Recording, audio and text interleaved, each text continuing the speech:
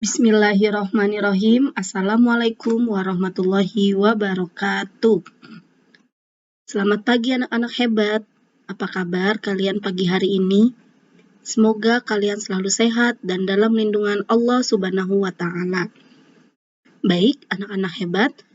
Hari ini kita akan belajar tema 1, subtema 1, muatan pelajaran bahasa Indonesia.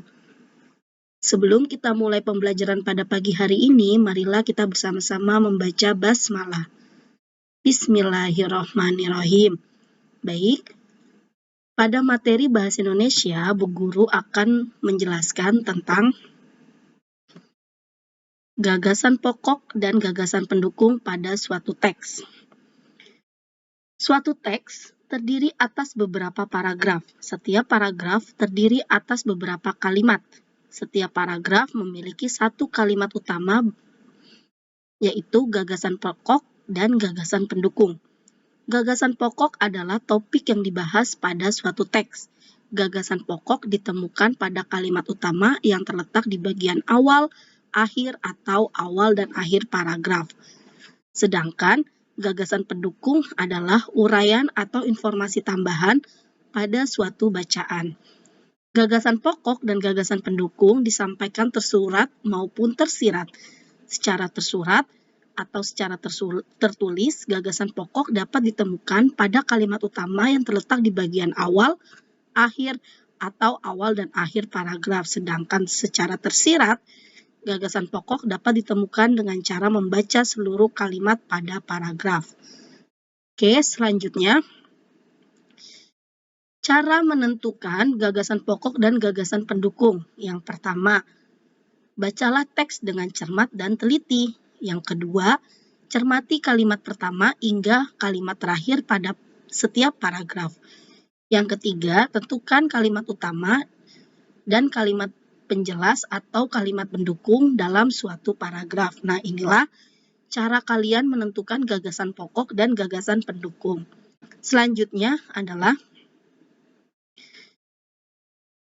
bacalah teks berikut ini. Nah, di sini Bu Guru mempunyai sebuah teks, ya. Teks ini merupakan teks yang ada paragrafnya, kalimatnya, gagasan pokok dan gagasan pendukung. Nah, bagaimana sih cara kalian untuk membedakan mana paragraf, kalimat, gagasan pokok dan gagasan pendukung? Baik, sebelumnya Bu Guru bacakan dulu ya. Batik. Batik merupakan kain tradisional Indonesia. Batik dihasilkan dengan cara dilukis atau dicetak menggunakan malam atau lilin yang dipanaskan. Kain batik berasal dari Pulau Jawa. Seiring berkembangnya waktu, batik tidak hanya ada di Pulau Jawa saja. Beberapa di daerah di luar Pulau Jawa pun menggunakan batik sebagai pakaian tradisional, misalnya batik Bali. Nah, pada penjelasan sebelumnya ada bacaan berupa paragraf. Ada yang tahu paragraf itu apa? Ya, paragraf adalah kalimat yang menjorok ke dalam. Nah, ini adalah kalimat pertama yang menjorok ke dalam ini disebutnya paragraf. Jadi, awal mula paragraf itu biasanya ditulisnya agak menjorok ke dalam ya tulisannya ya. Jadi, tulisannya tidak sejajar dengan yang di bawahnya, tetapi kalimat pertamanya ditulisnya secara menjorok ke dalam. Ya, itu adalah paragraf. Sedangkan kalimat, ada yang tahu kalimat itu apa? Cara menghitung kalimat dengan mudah, kalian bisa lihat titik-titik yang ada pada teks tersebut. Nah, di sini ada berapa titik nih? Yuk kita hitung sama-sama. Yang pertama ada 1 titik, 2 titik, 3 titik, 4 titik, dan 5 titik. Nah, titik-titik tersebut inilah yang membedakan setiap kalimatnya. Jadi, kalau jumlah titiknya ada 5, berarti teks bacaan tersebut terdiri dari 5 kalimat. Oke, sudah paham ya? Oke, sekarang Bu Guru ingin tanyakan, dalam teks batik tersebut ada berapa paragraf? Ada yang tahu ada berapa paragraf?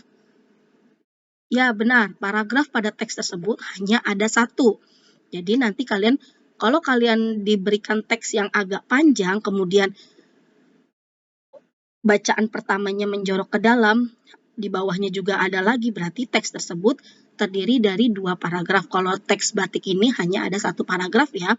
Kemudian terdiri dari berapa kalimat teks bacaan tersebut? Ya benar, yang sudah kita hitung ternyata teks bacaan tersebut terdapat 5 kalimat. Oke, sedangkan apa gagasan pokoknya? Ada yang tahu gagasan pokoknya?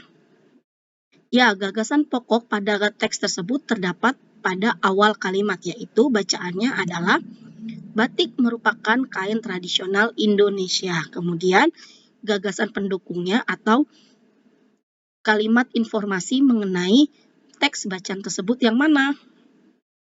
Ya, betul.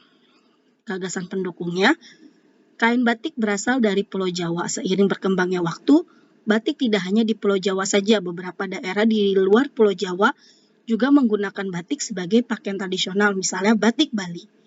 Sudah paham ya sampai sini? Dan sudah bisa kan membedakan mana paragraf dan kalimat.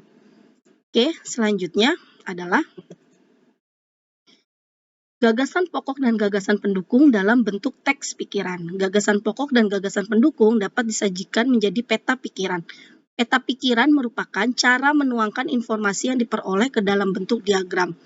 Peta pikiran memudahkan kita untuk mengingat isi dan informasi penting dalam suatu teks. Nah, berikut ini adalah contoh peta pikiran. Nah, ini adalah contoh peta pikiran yang biasa dibuat nih. Kalau kalian ingin mengkreasikannya juga boleh. Biasanya kalau kalian lihat di Google, contoh-contoh peta pikiran itu banyak ya. Misalnya ada yang berupa bentuknya bunga, atau bentuknya kotak-kotak, atau lain sebagainya. Yang penting peta pikiran ini berbentuknya harus seperti diagram. Nah, biasanya peta pikiran ini di bagian tengahnya ini biasanya gagasan pokoknya nih, atau inti dari bacaan tersebut. Bisa juga ditaruh judul di tengah-tengah sini. Kemudian untuk isi-isinya bisa kalian beri pada kotak-kotak yang bercabang-cabang seperti ini. Nah, ini adalah contoh peta pikiran versi Bu Guru. Oke, selanjutnya adalah teks menggunakan peta pikiran. Nah, di sini ada sebuah teks nih. Teks ini merupakan teks Ponorogo kebudayaan yang berasal dari Jawa Timur. Pertunjukan reog ditampilkan dalam bentuk topeng berbentuk kepala singa yang dikenal sebagai Singa Barong. Reog Ponorogo menceritakan tentang Raja Ponorogo yang berniat melamar Putri Kediri. Nah, kemudian bisa juga kalian menggunakan peta pikirannya seperti ini ya, kalau hanya 1 paragraf saja. Nah, ini 1 paragraf karena kalimat yang menjorok ke dalamnya hanya ada 1. Kemudian ada berapa kalimat ya pada teks tersebut? Kita hitung sama-sama ya. Ada 1,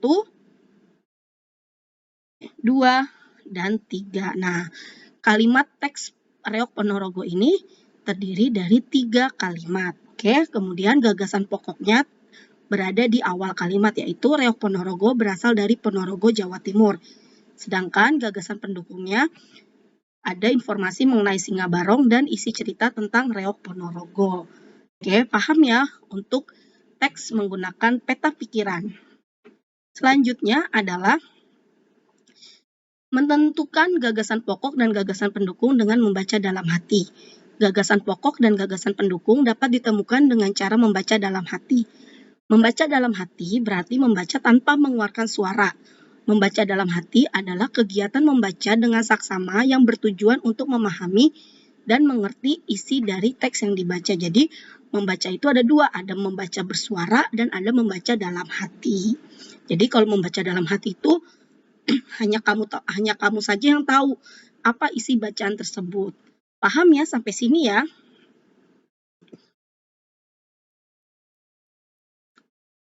Alhamdulillah, materi pembelajaran tema 1, subtema 1, muatan pelajaran bahasa Indonesia sudah selesai.